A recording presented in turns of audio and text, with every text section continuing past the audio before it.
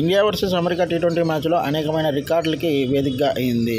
ఆ రికార్డులు ఏంటి, ఎవరెవరు ఏ రికార్డులు బదులు కొట్టారు ఏంటి అన్న దాని గురించి కూడా పూర్తిగా మాట్లాడుకుందాం. ఈ వరల్డ్ కప్లో న్యూయార్క్ వేదికగా జరిగిన మ్యాచెస్లో సక్సెస్ఫుల్గా రన్ చేసి అత్యధికమైన పరుగులు రన్ చేసి జరిగిందంటే అది 110 పరుగుల రన్ చేసి అది ఇండియా మాత్రమే చేసింది.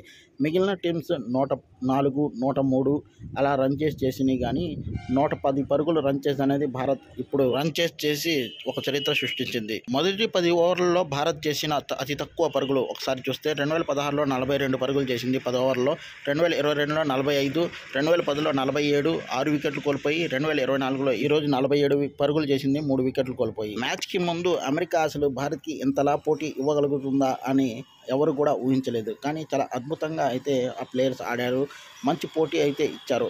మొదటి పవర్ ప్లేలోనే రోహిత్ శర్మ మరియు విరాట్ కోహ్లీ వికెట్లు పడగొట్టడం ద్వారా ఇండియాని ప్రెజర్లో నెట్టారు. మిడ్లార్డ్లో సూర్యకుమార్ యాదవ్ 50 రన్స్ చేయడం ద్వారా మంచి విజయాన్ని అయితే టీమిండియా అందుకుంది. శివం దుబే కూడా మంచిగా రాణించాడు.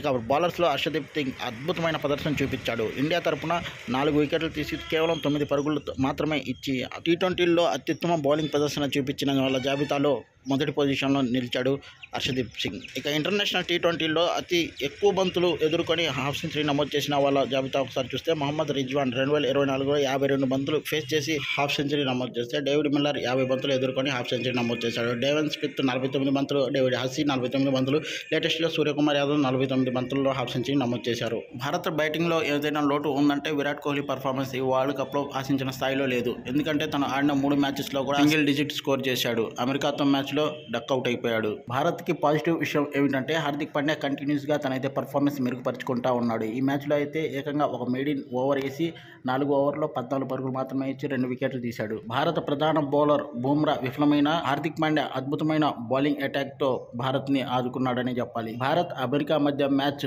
వన్ సైడెడ్గా ఏమీ జరగలేదు. చివరి వరకు ఉత్కంఠభరితంగానే సాగింది.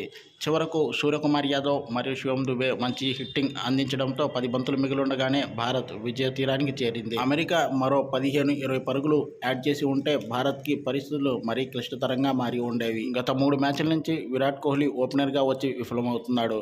రోహిత్ శర్మ ఇప్పటికైనా విరాట్ కోహ్లీ పొజిషన్ చేంజ్ చేస్తే బాగుంటుందని సగటు అభిమాని కోరుకుంటున్నారు. విరాట్ కోహ్లీ వన్ డౌన్లో దిగాలని కోరుకునే ప్రతి ఒక్కళ్ళు ఒక లైక్ అండ్ కామెంట్ చేయండి. Thank you all. జై భారత్.